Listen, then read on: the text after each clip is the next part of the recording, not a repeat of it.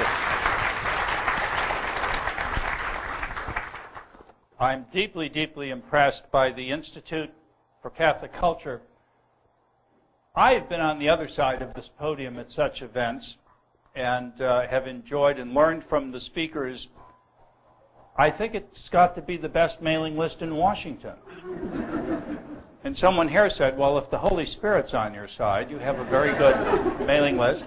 And I want to thank Father Fisher for hosting us this evening.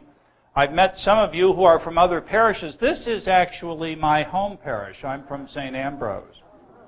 I can't tell you how intimidating it is to speak in front of my pastor here. Well, you know, did Deacon Sabatino tell you this is a double header? I'm speaking to you for 2 consecutive Sundays, and I'm trying to figure out how to create a sufficient level of interest so that you're at the edge of your seats by this evening and you have to come back to find out what's going to happen next Sunday. But this is kind of like watching the Titanic in 2 parts. You know the boat's going to sink. But you come back anyway because there's this marvelous human drama involved.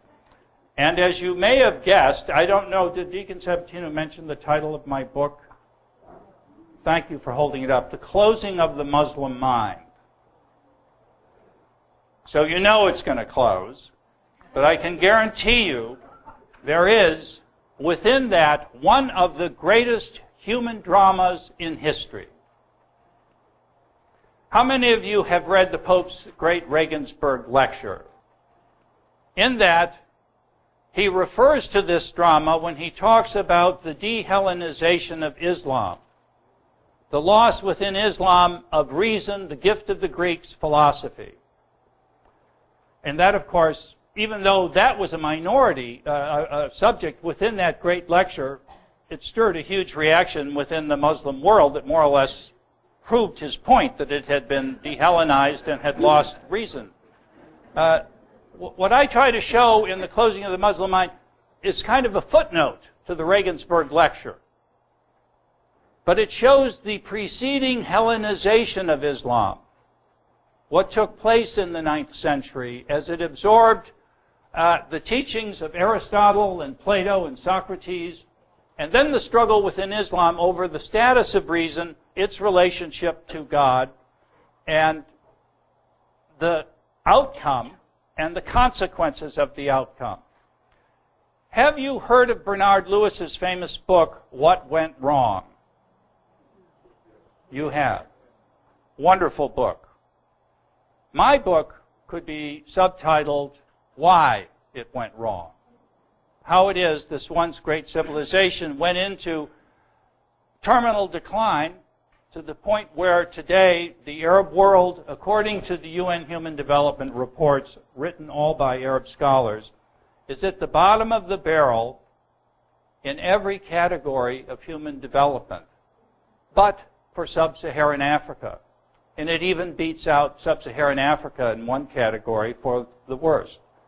Education, literacy, healthcare, productivity, GDP, number of patents, all of this, gone. How did, Bernard Lewis tells you how it happened. I try to tell you why it happened. Even though this is my home parish, I have to tell you my children are not here tonight. They have suffered enough. During the long and agonizing research for this book and the writing of it, I developed a mantra which they learned. So now when I ask the 4 of them, if your father has taught you anything, has left you a legacy that will carry you through those setbacks in life and those difficult times, what is it? And they will recite together the following. Never, ever write a book about 9th century Muslim theology. So I have not left them empty-handed. Now my wife is here. At least she got as far as the parking lot. So Blanca, I hope you made it into the room. My wife is Spanish. She's from Spain. And during my research for this book, I kept a copy of the Quran next to my night table. Then I noticed it started getting some very curious, indeed, what I call hard glances. And then I thought, that's right. It took more than 700 years in the Reconquista to move this book out of the Spanish realms, and here it is in the bedroom. There was a New Testament on the night table also, so I want to reassure you in that respect. Well, let me begin by saying that I'm not here to denigrate Islam or to bash Muslims. I've worked with Muslims for many years in my life, both here in the United States, at the Voice of America, overseas in the Middle East, during Operation Iraqi Freedom. I've worked closely with them as colleagues. I've lived with them. We have fought for the same things.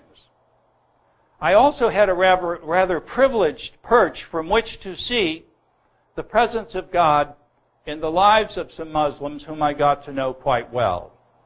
I refer specifically to 7 Iraqi Muslims whose right hands had been cut off by Saddam Hussein and their foreheads scarified. When I was in Baghdad in the summer of 2003, we were given the films of this being done to these men in Abu Ghraib prison hospital. A colleague of mine found them. We were able to bring them to the United States for corrective surgery by a lovely Jewish doctor in Houston. They were donated prosthetic devices at $500,000 each. They were able to tie their ties and their shoes. It was quite marvelous. Anyway, they were Arab, they were Kurdish, they were Shia, they were Sunni.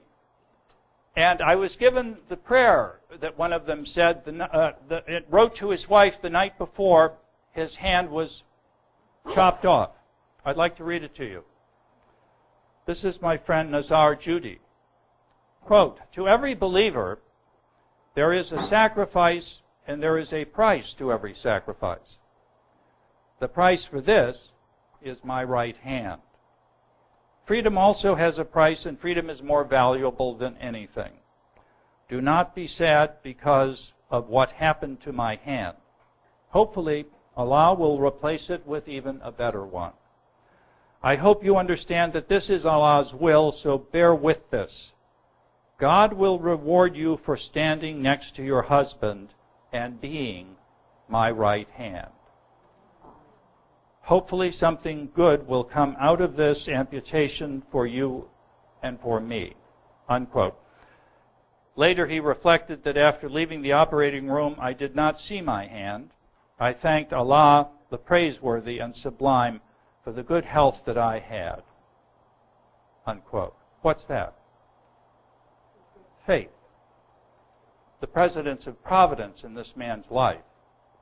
I spent 2 weeks with these 7 men, and in our last meeting alone together, I said to them, I, as a Christian, salute you as Muslims for the depth of your faith in God. I couldn't have said anything to them that would have pleased them more. They beamed. You should understand what Muslims despise most is not you, not us, not believers. What they despise is unbelief. And because of the presentation